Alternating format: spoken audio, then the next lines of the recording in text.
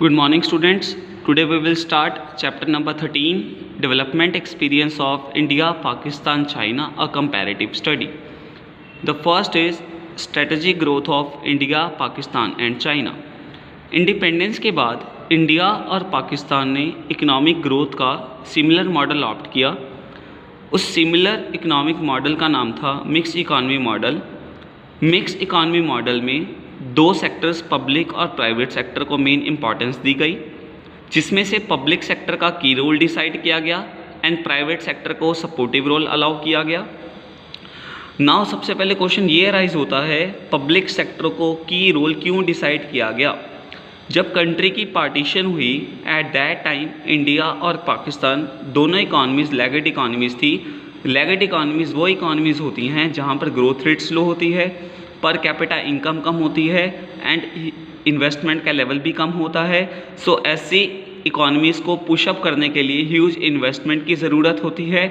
At that time दोनों countries में government ने इनिशिएटिव लिया। सो गवर्नमेंट ने ह्यूज इन्वेस्टमेंट के लिए इनिशिएटिव लिया, इसीलिए पब्लिक सेक्टर को मेन रोल अलाउ किया गया। चाइना 1949 में एक कंट्री की फॉर्म में डेवलप हुआ जिसका नाम रखा गया people Republic of China. China ने अपनी इकोनॉमिक ग्रोथ के लिए स्टैटिस्टिज्म मॉडल को ऑप्ट किया।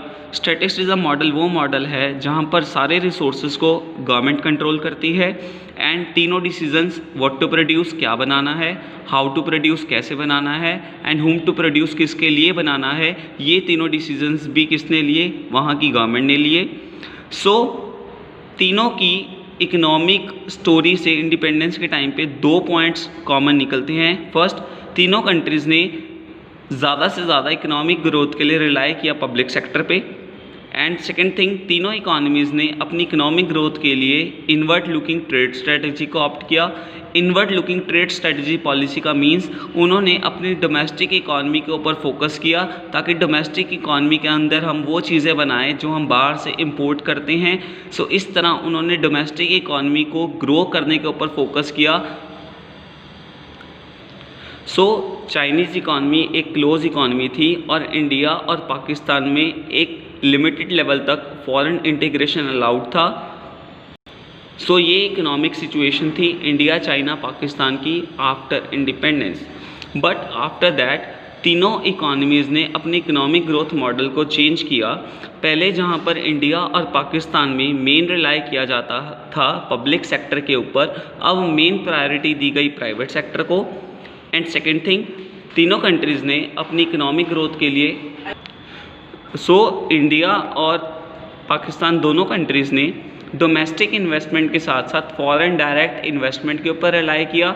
इस तरह इंडिया और पाकिस्तान ने अपने इकोनॉमिक ग्रोथ मॉडल को चेंज किया।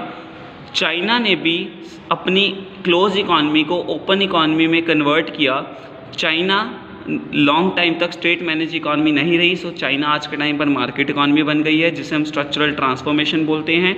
चाइना ने अपनी डोमेस्टिक इकॉनमी को इंटीग्रेट किया रेस्ट ऑफ द वर्ल्ड के साथ। इस तरह चाइना में बाहर से चीज़ों की डिमांड आनी स्टार्ट हो गई, जिससे चाइना के एक्सपोर्ट्स इंक्रीज़ हुए और चाइना एक एक्सपोर्ट ओरिएंटेड इकॉनमी की फॉर्म में डेवलप हुआ।